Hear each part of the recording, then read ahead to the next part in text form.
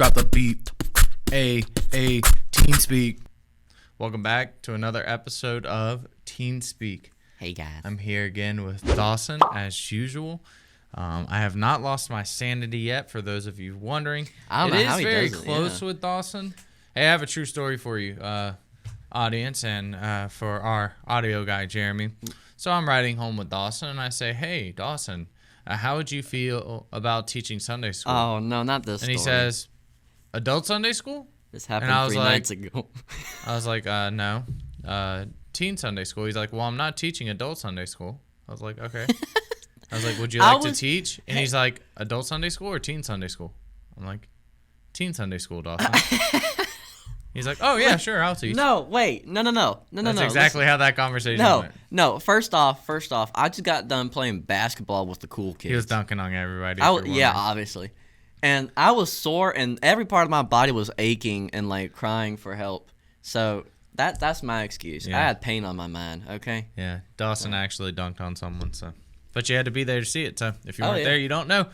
We're back in Hebrews, Dawson. We're at Hebrews chapter 11, verse number 20. It says here, by faith, Isaac blessed Jacob and Esau concerning the things to come. Now, this verse isn't much, and I find it interesting. A lot of the verses beforehand had some, it had more, I guess you could say, words, or it had more details about what was going on. Yeah, they're bigger. This one's kind of a short one. Oh, yeah. So it's really simple, actually. Isaac, son of Abraham, was told by God that he was also going to be a part of Abraham's the promise to Abraham, the father of many nations, and he had the responsibility of passing it on to his children and blessing his children. Right. But something I do get from this that we can definitely apply to teenagers is this.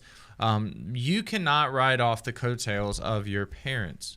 And what I mean by that, Dawson, is this. I grew up a pastor's son, and you can relate. And a lot of our viewers, you may not have grown up in a pastor's house per se, but you've grown up in the house of someone that goes to church.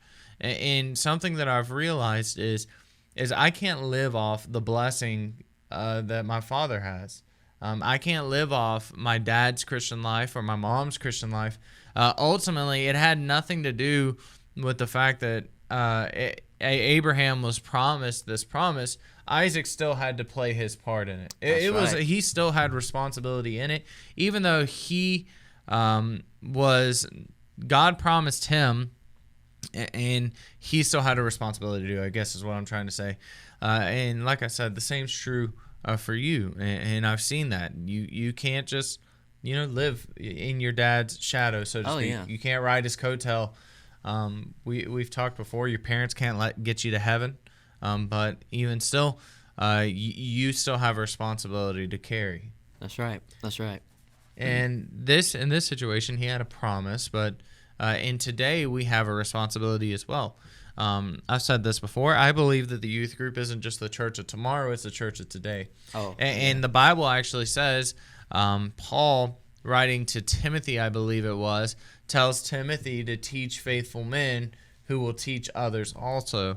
And I think that that's the responsibility of the young people today, is take in the teaching and the learning that you're getting now. And then when you turn of age and you have the ability to, it is your responsibility then to turn around and continue that tradition and continue that legacy on that was handed down to you. Right, exactly. That reminds me, Coach. I'll talk to kids. I'm a kid still, technically, but people that are like a year or two younger than me, I guess. I don't know. Anyway, I talked to them, and one time we were all in a group, and I'm pretty sure you were there. You remember this, and we just sat down, and I told them. I basically said, there's going to be a day when you're not on this earth. Mm-hmm. There's going to be a day when my dad, the pastor of this church, is not going to be on this earth. Right. So who's going to run the church? Who's going to clean up the church? Who's going to make the food for fellowship stuff? Like who's going to be in this podcast? Yeah, and that's Miss Jackie, one thing she actually hates it about me is I'm very forward thinking. Sometimes if I'm not careful, I get so forward thinking that I don't focus on the today. Like I'm already talking like, well, 30 years down the road when we pay off our mortgage. Yeah. And she's like, why worry about paying off our mortgage? Let's worry about making the payment next month. Yeah. So, but that's something I'm already thinking about. I'm already thinking about, well, who am I going to train? Because reality is, and I've had to accept this, there's going to become a day when I'm not going to be a youth director anymore. There's going to come a day when I become too old, Yeah. I've talked about that. Some with Miss Jackie when that day is, when it looks like. I don't think it's anytime soon. Yeah, it's definitely not now. But no, it's not now. I'm not giving you guys like my goodbyes, but there comes a day, and the thing is, and I'm not saying we have some men that definitely are candidates now, and I'm by no means saying I'm perfect. I'm far from perfect, but we have to find a motivation within ourselves to prepare ourselves because, like you said.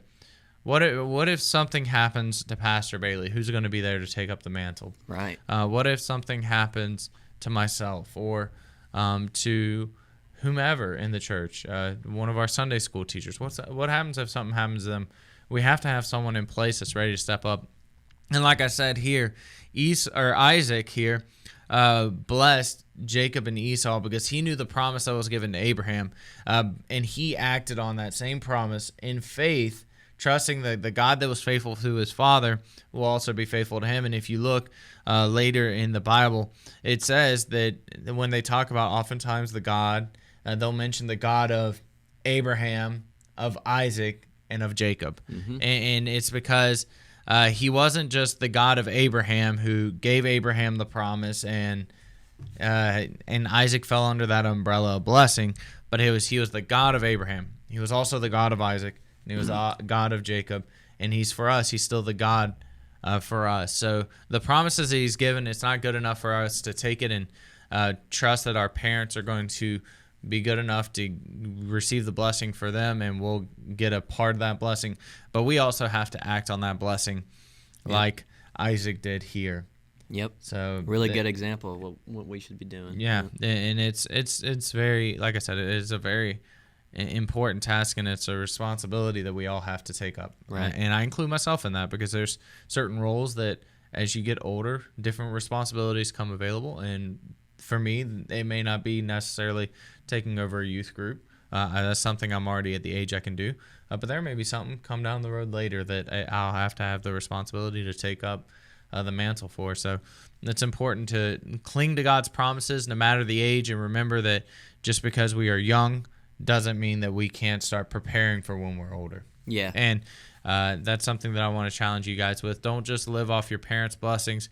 Make sure that your relationship with God is as real as it was with Isaac, right, as real as it was with Abraham, and as real as it was with Jacob. So this is a good episode here. Oh, yeah. Now, I'm trying to think. Okay, I'll do a question for commenters. I didn't know if I gave you one. What's a good pastime that you guys have that may not necessarily be something that other people, something that may not be as common for other people? I'll give an example. Now, I love sports, but I'd consider sports a pretty popular pastime. A lot of people like to do sports. I'd consider video games in that same stream of thought. But something that I enjoy to do in my spare time, when I have spare time, is woodworking. I love to woodwork. So yeah. I love to get out. I love to build things. I'm very OCD, so sometimes it actually drives me crazy because I measure things. I'll literally measure the same cut 6 times before I make a cut. So it actually drives me crazy, but it's something I really enjoy. Pastime. I know some things you like comic book reading and stuff. So what would you say is your favorite hobby or pastime? Probably going comic book reading's up there, but it's probably going to be drawing.